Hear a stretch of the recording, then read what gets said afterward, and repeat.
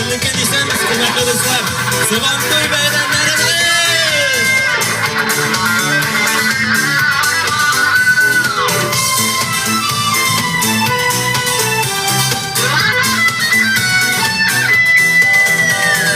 Kızıl mileş, kara mileş, jırlab İskender yeneş. Yıksın eli kızıl mileş, bulalım koluna keleş. Ayrıldılar, ayrıldılar, kızıl kadın kara mileş. Ayrım ayrım yılaşalar, Menglik bulup sirdeş. Ayrıldılar, ayrıldılar, kızıl kadın kara mileş. Ayrım ayrım yılaşalar, Menglik bulup sirdeş.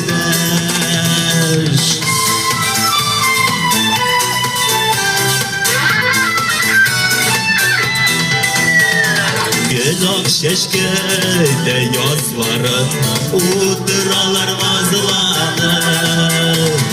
Kızıl pürüşe ağlanır, kara bileş bağlanır. Ayrıldılar, ayrıldılar, kızıl kadın kara mileş. Ayrım ayrım yılaşalar, Menglik bulup sirdeş.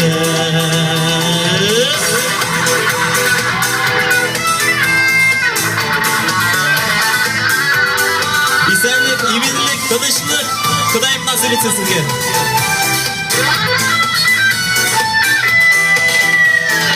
Elik sun kızıl mileşlik, Şimişleri gilaşır. İkisinin, iki türlü, iki türlü yazılışır. Ayrıldılar, ayrıldılar, kızıl kadın kara mileş.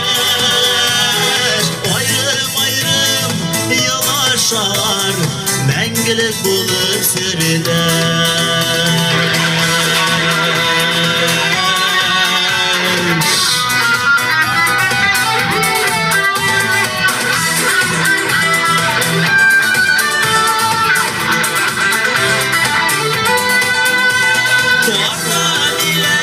Şimeşleri eşkin tümlek yiğitemeli.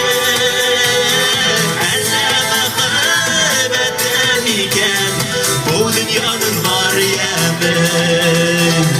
Vana bile şimeşleri eşkin tümlek yiğitemeli.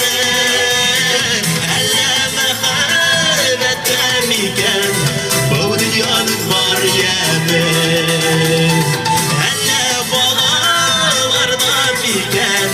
Bu dünyanın var yemi.